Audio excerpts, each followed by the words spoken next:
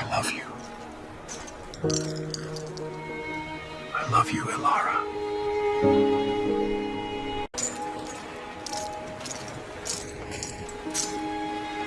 I love you, Ilara.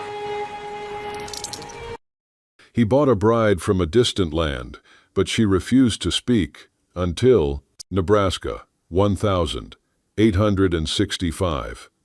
The wind screeched through the gaps in the warped wooden planks, carrying the promise of snow and the deep silence of the pine forest.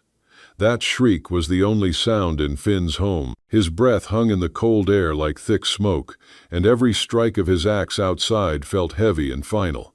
This house was no longer a home. It was a cold cage, a constant reminder of what he had lost. His wife, Hannah, had left with his eldest son, and they'd left behind a void that no amount of chopped wood or patched-up roof could ever fill. Finn, a quiet man with shoulders as rough as an oak tree's bark, sat by the dead hearth, mending a torn boot. His hands, calloused and raw, did the work mechanically, without emotion. His 3 children were as silent as the house itself. Sarah, the eldest, sat by the window, her expression grim as she embroidered a handkerchief. Caleb, 8, arranged sticks into the shape of a deer on the floor, a tiny world without noise. Lily, the youngest, was just a small sigh, sitting listlessly in her crib. Then, a sudden, rough knock on the door shattered the quiet. Finn stood, gripping the small hammer in his hand, his instinct that of a cornered animal. He opened the door, and 3 loggers shuffled in, dragging a slender girl with them. Her black hair was a tangled mess, and her eyes were a dark, deep void. Finn, the leader, a man with a thick beard and a cruel gaze, grunted, "Heard you were looking for a wife."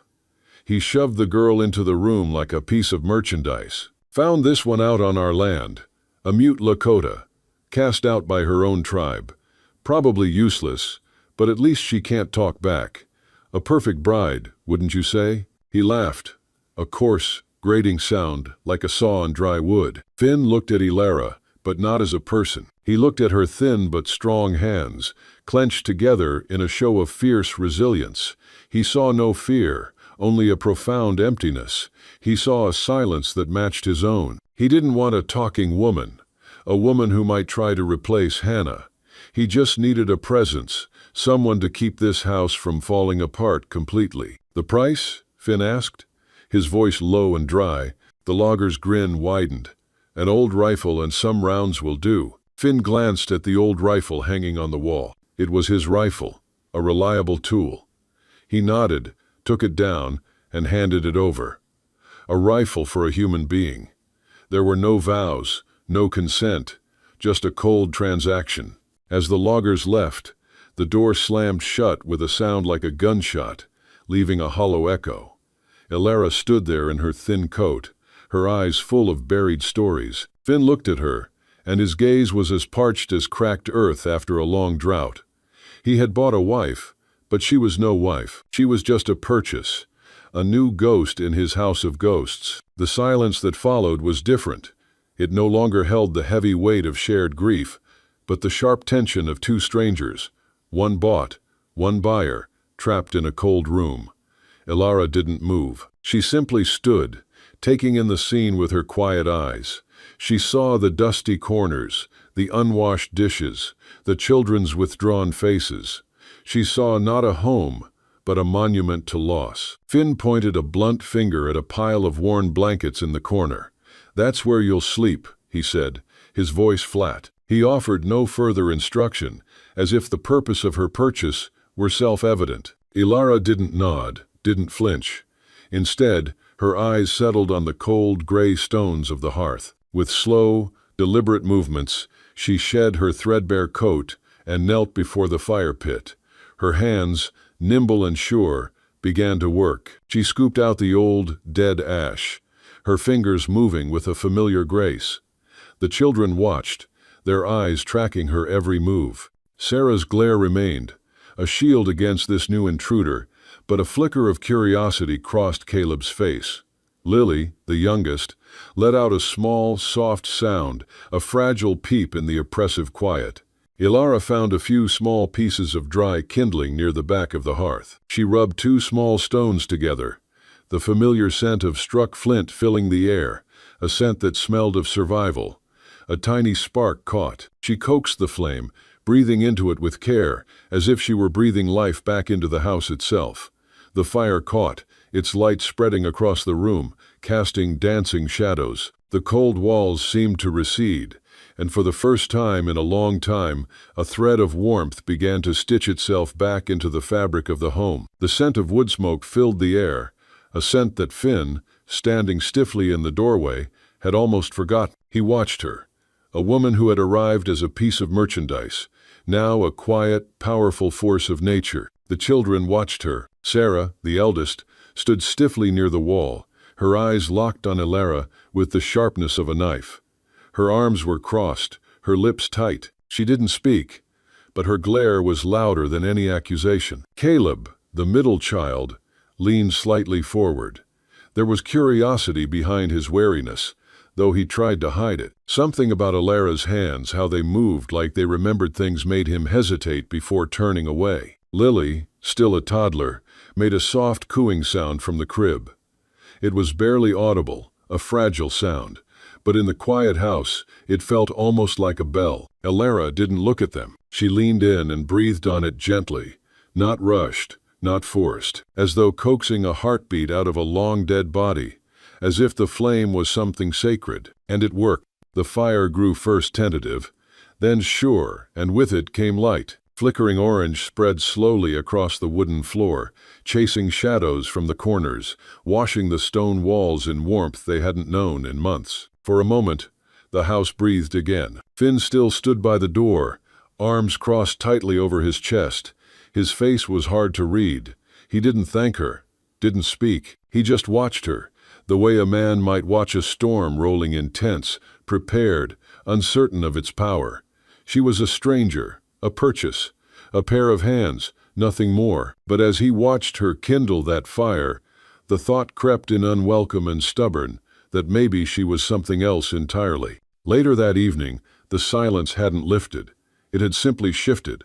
Ilara stood in the kitchen area, quietly going through the sparse pantry. No one offered her direction, but she didn't seem to need it. She moved like someone who had been in enough strange kitchens to figure things out quickly. There wasn't much. A few shriveled potatoes, a half-empty sack of flour, a bit of dried meat that looked older than it should be. She didn't complain. She didn't ask questions. She just started. Her hands kneaded the flour into a rough dough.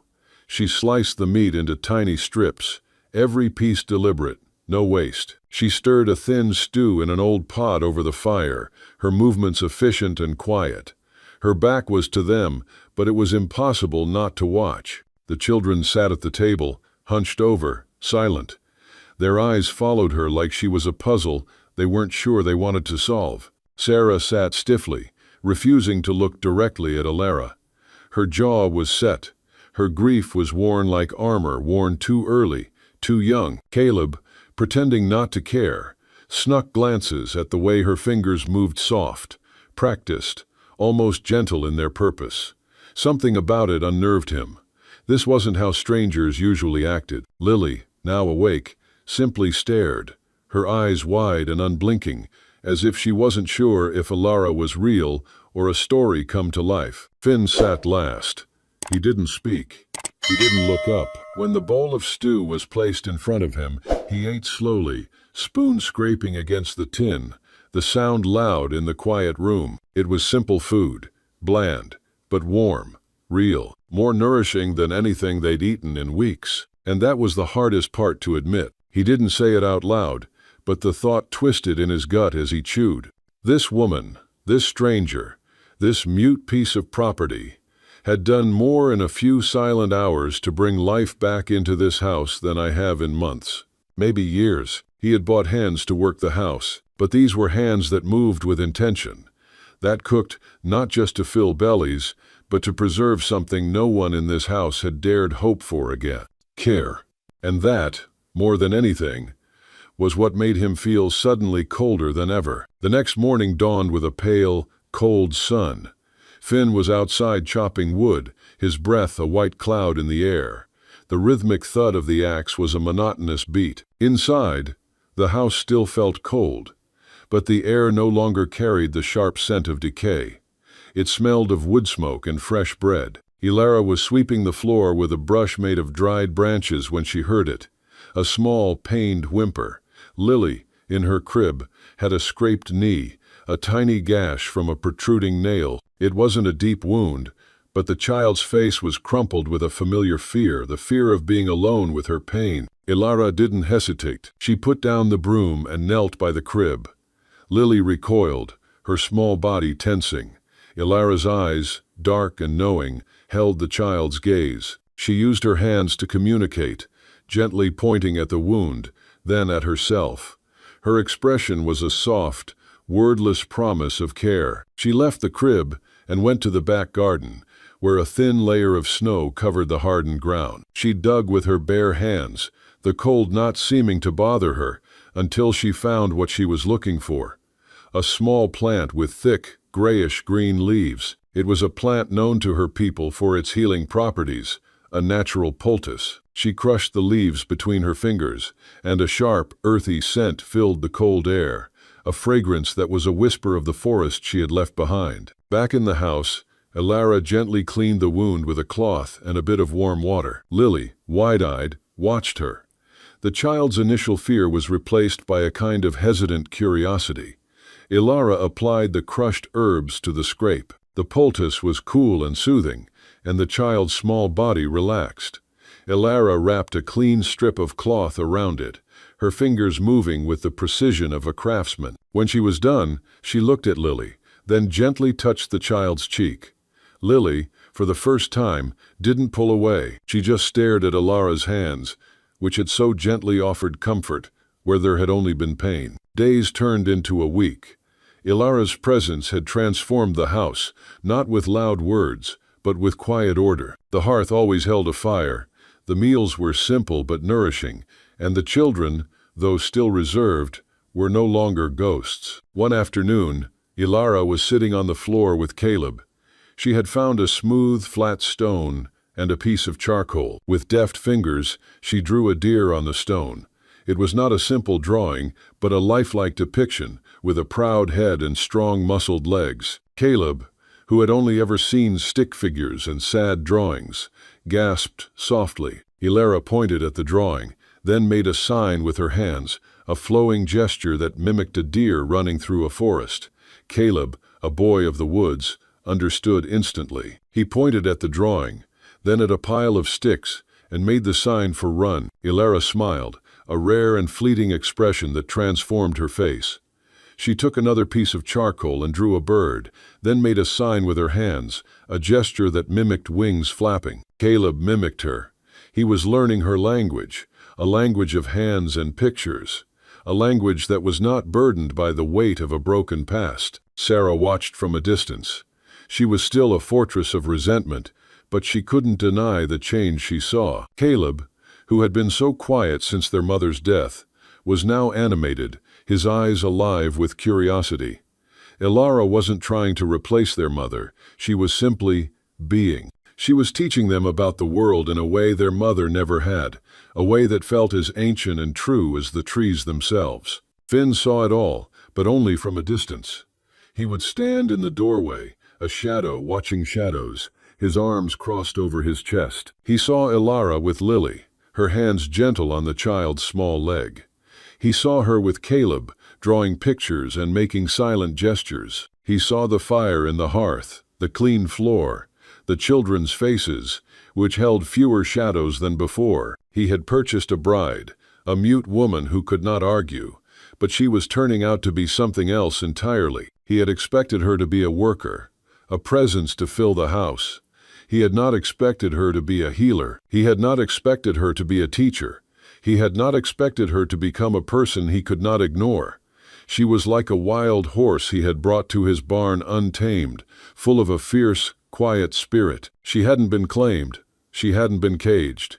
She had simply been chosen by the needs of his broken home, and now she was choosing to stay. The thought terrified him, for it meant he was beginning to open a door he swore he would keep shut forever. The weeks that followed were a testament to the power of a quiet presence. Ilara did not speak, but her hands were never silent. They patched torn blankets, mended broken furniture, and cooked food that, while simple, tasted of care. The house began to breathe again. Finn watched it all from the periphery. His skepticism an old weathered coat he refused to take off. One chilly afternoon, they were mending the split-rail fence that ran along the property line. The sky was the color of slate, and the air was heavy with the scent of damp earth and pine needles. Finn worked on one side, his movements strong and economical, driving nails with a practiced rhythm. Ilara worked on the other, her smaller hands wrapping twine around the loose rails with intricate, deliberate knots. They did not speak. The only sounds were the hollow thwack of Finn's hammer and the quiet rustle of Ilara's work. Finn found himself watching her. The way her fingers worked was mesmerizing, a dance of purpose and grace. She wasn't a worker, she was a creator. She wasn't an instrument, she was a force. A rail came loose on his end, and the gap left an ugly, splintered scar. He grunted in frustration. Ilara, without looking up, finished her own knot, then walked over to his side. She pointed at the splintered wood, then with her hands, she mimed a new way of securing it, weaving the twine around the rail in a different, more secure pattern. Finn hesitated, then watched her hands, then nodded. He followed her lead. Their hands, large and small, rough and scarred, worked in harmony. The silence between them was no longer empty, it was a space they had begun to share. That night, the cold didn't just return, it came roaring back like a beast with unfinished business. Wind screamed through the cracks in the cabin walls, rattling the windows and gnawing at the edges of the fragile warmth inside. But the fire was strong. Ilara had built it well, coaxing it to life earlier with steady hands and quiet focus. Finn sat hunched beside it, a bottle of whiskey half gone in his hand, his eyes locked on the flames as if daring them to look away. His body was still, but his jaw worked in a slow, furious grind. The room around him felt tight, claustrophobic, as if even the air had learned not to breathe too loudly when he was in this state. Ilara sat a few feet away, curled on her pile of thin blankets in the corner, her back to the wall. She hadn't spoken once all evening, she never did, but her silence was different now. Not fear, not submission, distance. In her lap was a piece of flat slate she'd found earlier, and a blackened stick of burnt wood.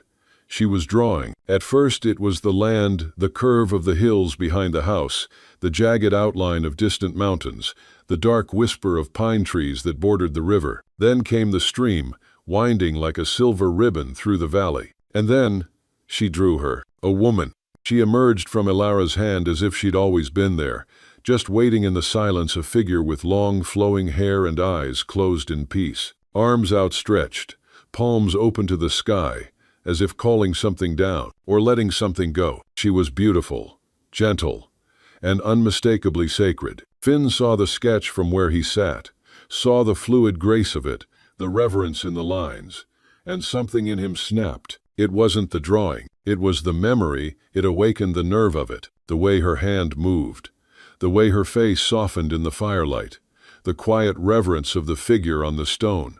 It all reminded him too much of her. Hannah, his wife, the healer, the one who used to sit by this very hearth, humming under her breath while mending clothes or tending wounds, the one who would have smiled at a drawing like that, the one he couldn't save, the one he'd buried. Finn stood too fast, the bottle in his hand sloshing. His heart pounded, thick and ugly in his chest. His voice, when it came, was raw with whiskey, and something older, something he hadn't touched in years. "Don't," he said, low and sharp. Ilara's head lifted slightly, but she didn't stop drawing. "I said don't," he growled again, louder this time. "Don't bring her into this house." She turned to look at him, confused. "Not her," he spat, waving a hand at the slate, as if the image itself poisoned the air. "I don't care who she is. I don't want your ghosts in here. I don't want your past. I don't want your hope scribbled all over this house like it's still worth saving." He staggered forward, eyes wild, and then, with a sudden kick, he slammed his boot into the slate. It skidded across the floor. The drawing shattered in an instant. Stone on wood, brittle and final. The children stirred in the loft above. Lily let out a soft whimper, but neither Finn nor Ilara moved to check. His chest heaved. "I didn't buy you for this," he snarled, even though the words tasted like acid. "I didn't bring you here to play pretend.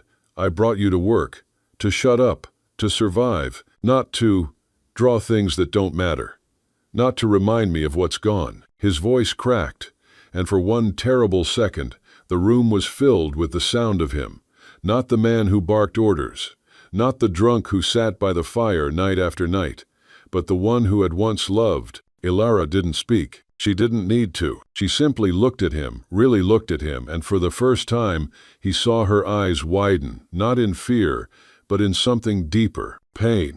It was a raw, open sadness that pierced through the storm of his rage like a blade. She wasn't angry. She wasn't afraid. She was devastated, and somehow, that was worse. He expected her to fight back, to shout, to cry, to be something he could control, but she just sat there, staring at the broken slate, then slowly back up at him, as if seeing all the way through his fury to the hollow pit beneath it. To the man who had built his grief into walls so thick, he couldn't feel anything anymore except the sharp sting of memory, and in her silence, she said more than any words could have. "You didn't just lose her. You lost yourself." Without a word, Ilara bent down, hands steady, and gathered the broken pieces of slate, one by one. No rush, no shame, just quiet dignity, like someone performing a ritual for the dead. Then she stood. The firelight flickered across her face, tired, cold, and suddenly, utterly alone. She walked past him without flinching, without looking back. She opened the door, letting the icy wind bite into the room, and stepped out into the night. The door closed behind her with a quiet finality. Finn stood there, the fire crackling at his back, the shattered slate on the floor, and the bottle still in his hand. But the warmth was gone, and the silence left behind was louder than any scream. A thin, cold rain began to fall, turning the hard ground into a slick, muddy mess. Finn watched her go, a knot of guilt and fear twisting in his stomach. He hadn't meant to be so cruel. He had just wanted to stop the feeling, the slow, painful thawing of a heart he thought had turned to stone. He waited for her to return, but she didn't. The rain turned to sleet. The wind picked up. Finally, he couldn't stand it anymore. He grabbed his coat and a lantern and followed her footprints into the darkening woods. The tracks were faint, but he followed them, his heart pounding a frantic drumbeat. He found her huddled in a small overhang of rock, shivering. She had her back to him, her shoulders hunched against the biting cold. She was not a possession he had lost. She was a person he had hurt, a person he was now desperately afraid of losing. He heard the snarl first, a low, guttural growl that rumbled through the undergrowth. A large gray wolf, its fur matted and its leg caught in a poacher's trap, was watching them with feral, hungry eyes. It was a mirror of Finn himself, trapped and in pain, ready to lash out. Ilara hadn't seen it.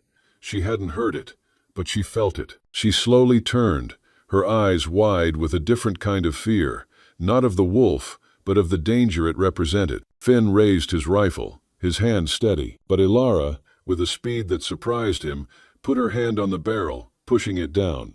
She shook her head, and with her hands, she made a series of quick, flowing gestures. She showed him the trap, the injured leg, the pain.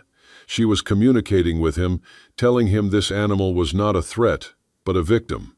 Finn lowered his rifle, his mind reeling. He had come here to save her, but she was saving a wild animal instead. And in doing so, she was saving him, too. He saw her, not as a mute savage, but as a fierce, gentle soul who understood the language of pain better than any man he had ever known. He had bought a bride, but she was never his to own. She was wild and free, and in that moment, he knew he didn't want to cage her. He just wanted to be near her. The door creaked open slowly, and two soaked, weary figures stepped into the dim light of the cabin. Rain dripped from their hair and coats, pooling on the wooden floor as silence followed them inside. Finn's boots were heavy with mud. Ilara's shoulders trembled from the cold. The wild wolf that had guided them back had vanished into the forest again, taking with it something untamed, something unfinished. The fire in the hearth crackled softly, casting a warm glow across the room, but it did nothing to thaw the tension hanging in the air. Sarah stood in the center of the living room, her small frame tense, fists clenched at her sides. She was barefoot, still in her pajamas, her messy hair sticking to her cheeks. Her face was pale with worry, but her eyes blazed with something hotter anger. When she saw Ilara, her eyes filled with tears. She stormed up to her, her voice shaking, too full to contain any longer. "Why did you leave?" she cried. "Was it because of him? Did he hurt you?" Ilara froze, blinking at the child. Then her eyes flicked to Finn, who stood a few feet behind, silent, ashamed, and soaked to the bone. The man's jaw was clenched, his eyes downcast. The weight of guilt hung on him like the rain-soaked coat on his back. Slowly, Ilara shook her head. She didn't speak words, weren't her language. Instead, she lifted her trembling hands and brought them together like the wings of a bird. Then she spread them wide. A bird. "Flight," she pointed to Finn. Then she motioned toward the broken slate tile by the door, the one shattered in his rage.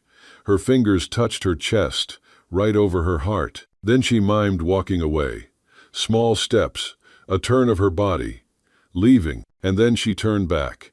Her hands curved in a gesture of return, of choosing to come back. She pointed to the fire, to the room around them, to the children's drawings still taped to the walls, fluttering slightly in the draft. She pointed at Sarah, and then finally she touched her own chest again. "This is a place that hurt me," she was saying, "but it's also a place that needs me, a place I choose." Her hands moved like music, gentle, full of meaning and raw emotion. She was speaking to them without a single word, and yet the room was full of her voice. Sarah stood still, breathing hard. She was only 10, but she had already learned to build walls around her heart. A father who stopped speaking after her mother died. A house where silence echoed louder than any scream. And then Ilara had come soft, warm, full of life. She made breakfast. She sang to the youngest when he cried at night. She picked wildflowers and left them on the kitchen windowsill. She had begun to feel like something that could almost be called home. But Ilara had left. And now, she was back. The anger that had burned in Sarah's chest began to tremble. Not fade, not vanish, just tremble, crack. She looked at Ilara, really looked, and saw the soaked clothes, the dirt on her face, the dark circles under her eyes, the way she stood with nothing but honesty between them. And in that moment, the dam broke. Sarah stepped forward and wrapped her arms tightly around Ilara's waist, her cheek pressed against the damp fabric of Ilara's coat. She didn't say a word. She didn't need to. Ilara's breath hitched. Slowly, gently, she wrapped her arms around Sarah, too. She closed her eyes and rested her chin lightly on the girl's head. It wasn't a grand gesture. It wasn't loud or dramatic, but it was forgiveness. A forgiveness so quiet, it made the fire crackle louder. A forgiveness that didn't erase the pain, but made space for something else to begin. Finn watched them from a few feet away, his heart in his throat. He had never known how to say the things that mattered. He had buried his sorrow beneath long days and silence, hoping no one would see the man unraveling beneath. And in doing so, he had lost more than he realized. Now, as he looked at his daughter wrapped around this woman he had once driven to the edge of leaving, something inside him shifted. It wasn't fixed. Nothing was fixed, but something had cracked open. He took one step closer, just one, and in the golden light of the fire, with rain still tapping on the roof, the three of them stood in the middle of that old cabin, so broken, so flawed, and something warm began to take root. It wasn't perfect. It wasn't easy, but it was real. And for the first time in a long time, that was enough. The bitter cold of the long winter finally began to recede, a slow, gentle surrender. The snow on the eaves began to melt, dripping in a rhythmic, hopeful cadence. Patches of mud appeared on the trail, and the river began to sing a new song, a rhapsody of life and motion. Finn found Ilara sitting on the front stoop, her face turned up to the weak sun, her eyes closed.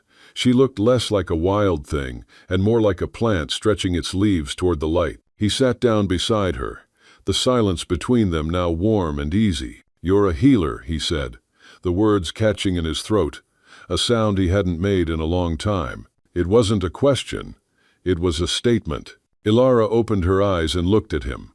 She nodded once, a slow, deliberate movement. Her hands, which had been resting in her lap, began to move. She mimed gathering herbs, tending to a wound, sharing a secret with an animal. She then pointed at the house, then at the children, then at his heart, and made the sign for broken. Then she cupped her hands together, a sign for whole. He watched her, a woman who had come into his life as a broken thing, and who was now showing him how to be whole again. The cold ground was giving way to new life, and so was he. They began to work side by side, not as a master and his purchased bride, but as partners. He taught her how to set a fence post and patch a roof. She taught him how to gather herbs, how to identify different bird calls, and how to track without a gun. They shared a meal one evening, sitting at the newly mended table. The children were asleep, and the house was full of the quiet warmth of a fire and the simple satisfaction of a day's work. Finn found himself talking, a foreign sensation. He told her about his life before the tragedy, about Hannah's smile, about his eldest son's love of the forest. He spoke as if Ilara could understand his words, not just his hands. She listened, her eyes filled with a deep, bottomless empathy. When he was done, she simply reached out and placed her hand over his. Her touch was warm, and it felt like an anchor in a raging sea. He had bought a bride, but she had become a choice, a partner in the quiet rebuilding of a family. But the world outside Nebraska was not as quiet as their home. Old Man Hayes, the owner of the general store, watched Ilara with narrowed, suspicious eyes. He saw the children laughing with her, saw the light in their faces, and it made him uneasy. The townspeople had always whispered about her, about the savage who brought bad luck. Now, the whispers were getting louder. One day, while Ilara was in town with Finn to pick up supplies, a group of men blocked their path. The leader, a large, menacing man who had lost his own wife years ago, sneered at Finn. "You're getting too comfortable with that heathen, Finn," he said, his words a venomous hiss. "She's not one of us. You should have left her where you found her." The men laughed, their cruel words a gauntlet thrown down. Ilara, her face still and silent, stood behind Finn.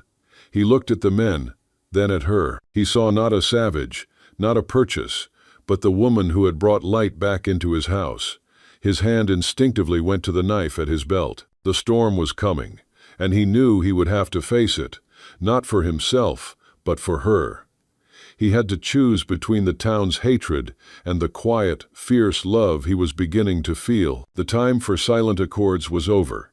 The time for a stand was at hand. The whisper of discontent in Nebraska was a distant echo of the storm that was brewing. A blizzard, savage and sudden, rolled down from the mountains, plunging the world into a blinding white chaos. The wind howled like a banshee, battering the small cabin.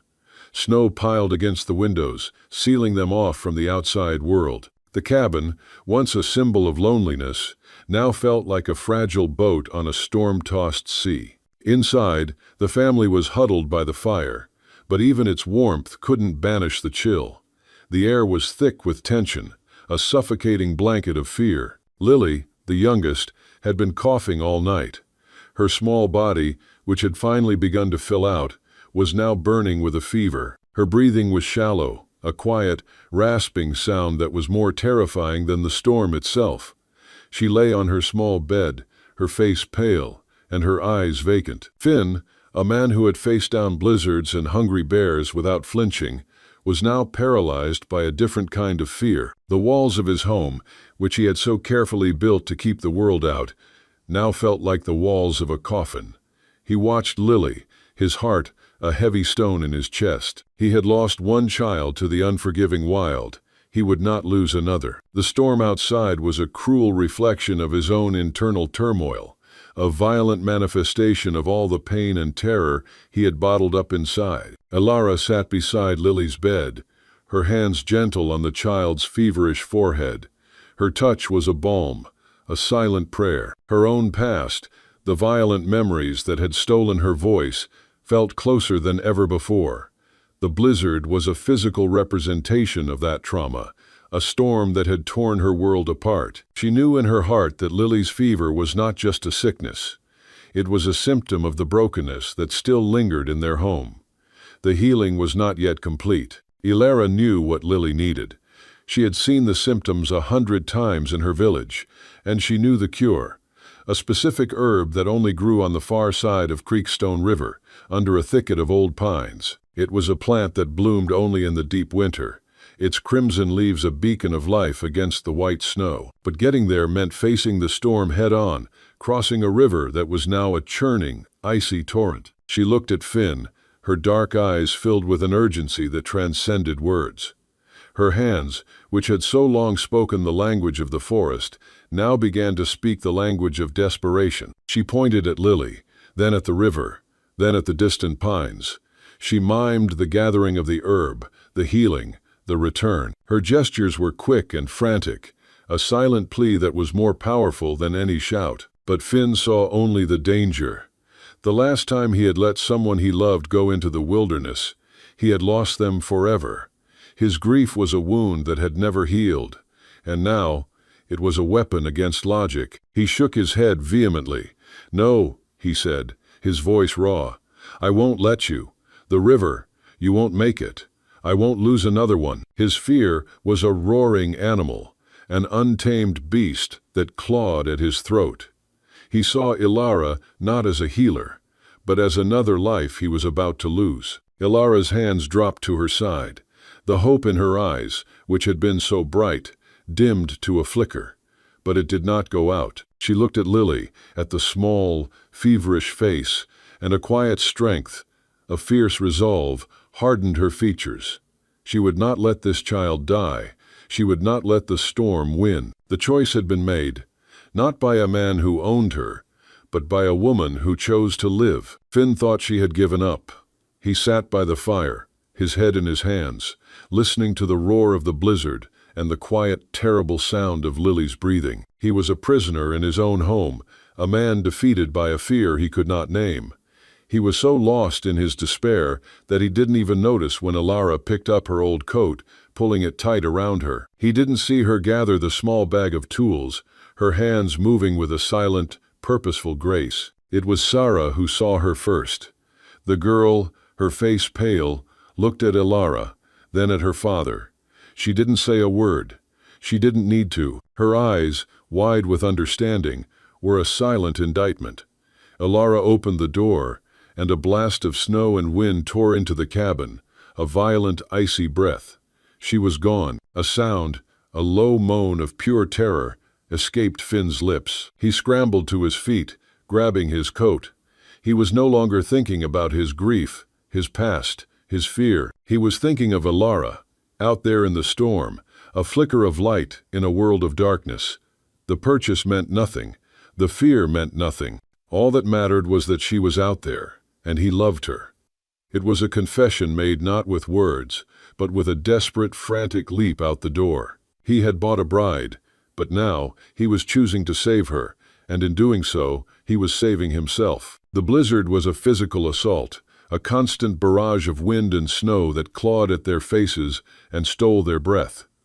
Finn followed Ilara's footprints, a tiny trail in a sea of white. He was a man fighting against the world, and he felt a strange sense of clarity. For the first time since Hannah's death, his mind was not filled with ghosts, but with the fierce, undeniable reality of the woman in front of him. He found her huddled in a small hidden cave on the far side of the river. The cave was warm and filled with the faint smell of wood smoke. Ilara's eyes filled with tears, the first Finn had ever seen. She had not been silent because she was cursed. She had been silent because she was a cracked vessel, and her voice, her song, was the precious liquid she was afraid of spilling. She looked at Finn, and her hands began to move, a slow, deliberate dance. She mimed the trauma, the silence, the arrival, the healing, the choice. And then she reached out and took his hand, her touch a silent question. She was asking him to be a part of her song. They arrived back at the cabin just as the blizzard was beginning to abate, the wind a dying moan. They were soaked, shivering, and exhausted. Ilara,